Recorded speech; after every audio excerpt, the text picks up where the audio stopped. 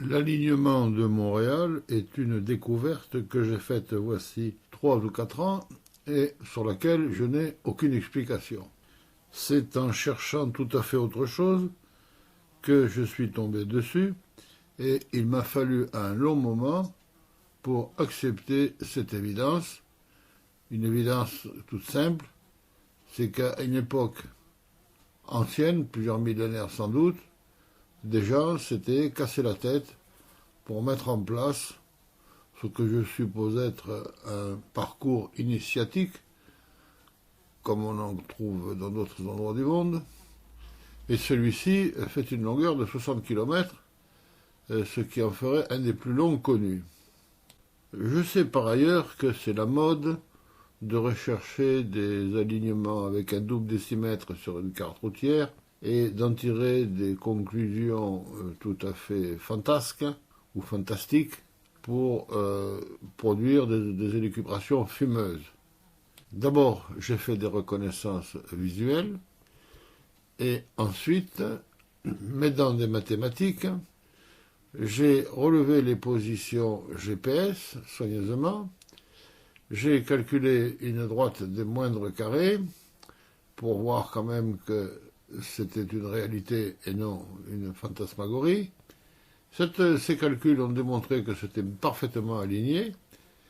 Et ensuite, quand j'ai reporté les points sur une carte, je me suis aperçu qu'ils formaient une sigmoïde, c'est-à-dire une courbe en forme de S très aplatie. Et ça, c'est très intéressant parce qu'il faut savoir que les cartes planes représentent des sphères et qu'il y a une déformation dans toute carte. Il y a un algorithme de déformation qu'on retrouve d'ailleurs dans les systèmes comme Google Earth. Et la présence de cette aberration m'a démontré mathématiquement qu'on était devant une réalité. Autrement, je sais bien qu'on trouve des résonance mathématique dans la métrique d'une cabine téléphonique et les dimensions de la pyramide de Khéops, mais j'ai voulu quand même me prémunir de ce genre d'errement. Enfin, cet alignement m'a permis de prospecter des endroits que je n'aurais certainement pas prospectés auparavant, et j'ai fait des découvertes tout à fait étonnantes, notamment le fameux dolmen de Montgaillard que j'ai trouvé tout à fait par hasard en cherchant sur le nom de cet alignement.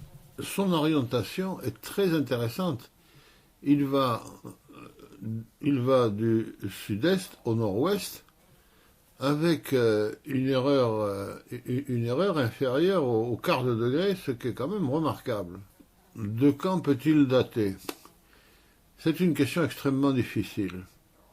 Je crois ne pas me mouiller en disant qu'il doit dater probablement, en examinant le contexte, de la période où on a commencé à cultiver le blé dans la région, et période pendant laquelle, probablement, à quelques centaines d'années près, a commencé la grande migration mégalithique qui a laissé des traces jusqu'en Bretagne.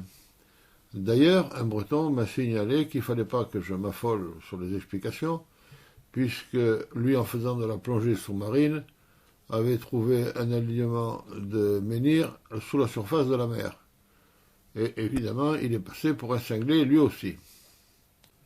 Un autre point, c'est que ce genre de découverte, s'il est fait par quelqu'un du sérail des historiens patentés, trouve immédiatement une caisse de résonance dans les médias et tout ce qui peut faire de la publicité. S'il n'y a rien à gagner, c'est-à-dire que si la découverte est faite par un profane, il faut bien admettre que ça ne peut rapporter à personne. À partir de là, on ne s'en occupe plus. Enfin, je suis content de faire part de cette découverte parce que tous ceux qui voudront se rendre compte de sa réalité auront tous les éléments pour le faire et ils en tireront leur propre conclusion. Voici l'énumération de ces repères. Je suis parti de Montréal, je l'ai coupé en deux, une partie vers le nord, une partie vers le sud. Alors, au nord de Montréal, on commence par le clocher de Souillanel. C'est un petit village au nord-ouest de Castelnaudary qui se distingue par son anonymat. Castelnaudary et son moulin à vent restauré.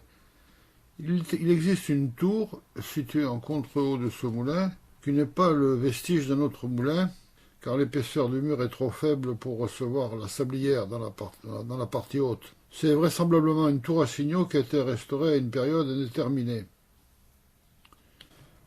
Le clocher de Pecciora est pile poil dans l'alignement. Un peu plus loin, on trouve la Barrelle. C'est un lieu-dit dont l'histoire semble s'être perdue, mais qui apparaît comme vestigial d'une motte castrale. Le toponyme est très ancien, Bar. Villeciscle. L'ancien nom du village est La Motte. Ce toponyme est souvent associé aux tertres sur lesquels on entretenait des tours à signaux à l'époque romaine. Ce qui est intéressant, c'est que ce lieu marque la limite entre les trois évêchés de l'époque, c'est-à-dire Carcassonne, Saint-Papoul et Alette. Donc c'est une limite qui est extrêmement ancienne.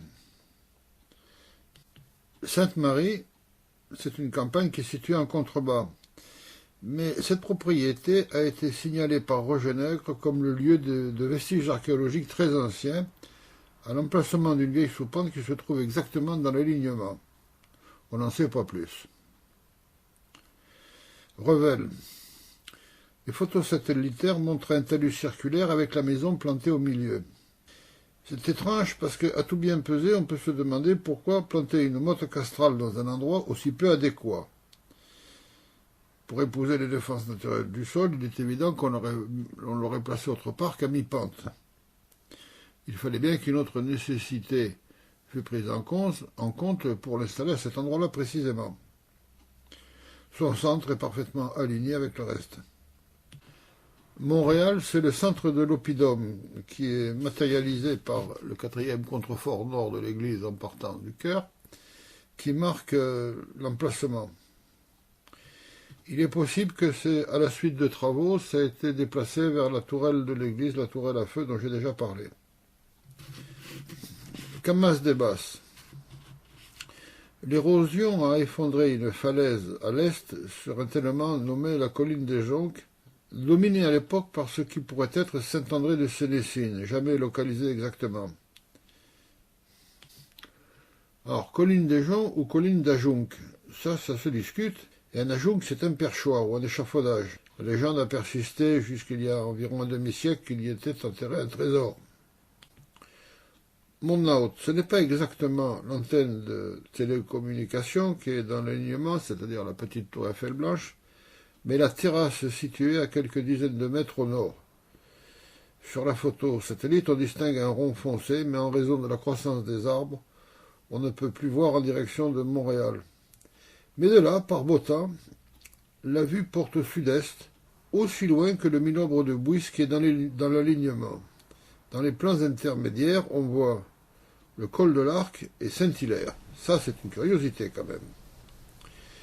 Le dégoût est invisible de mon hôte car situé en contrebas. Sur la bosse, voici quelques dizaines d'années, demeuraient les vestiges d'une tour. Il ne reste plus rien.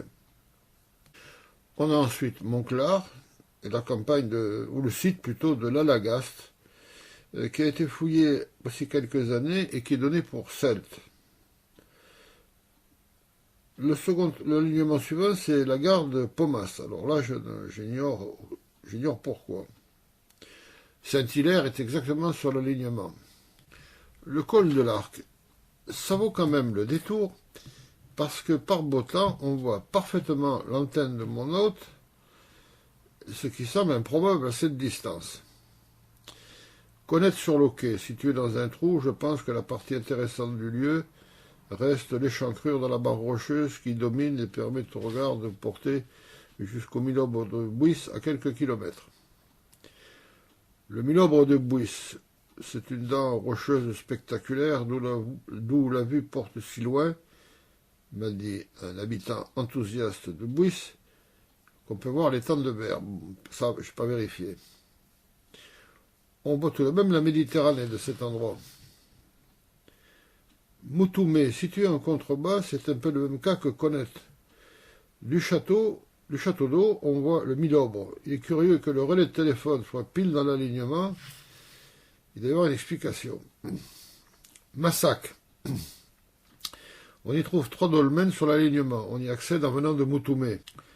Montgaillard. En fait, il s'agit de la maisonnette située en bordure de la D410 en direction de Roufiac, à environ 1,5 km. S'y trouve un splendide dolmen exactement aligné. L'occupant des lieux m'a dit qu'il connaissait Aménir, non loin de là, dans cet axe, mais je ne l'ai pas vérifié. Ensuite, on trouve Pader, qui a le mérite d'être aligné, et quelques autres points remarquables plus loin dans le sud-ouest, et que je n'ai pas eu le temps de repérer. Il y en a quelques-uns. Le plus curieux, c'est Totavel. La grotte supérieure, celle où on n'a rien trouvé, est située immédiatement sous le point culminant de la barre rocheuse. Et si on regarde en face, dans le sud-est, on retrouve une autre barre rocheuse et un autre point culminant dans l'alignement général. Ces deux hauteurs dominent le vert double et sa large vallée.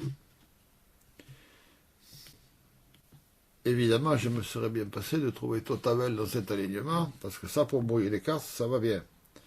Je me suis d'ailleurs disputé avec un préhistorien à ce sujet. Ensuite, on passe par les carrières de Portel et on arrive à Perpignan. Je ne sais pas si ça continue plus loin. Cet alignement n'est à l'évidence pas fortuit et on se pose beaucoup de questions sur la façon dont il a été établi, parce qu'il a fallu du temps et de la main-d'œuvre. Pourquoi et comment? Ça, si vous avez un moment, réfléchissez-y.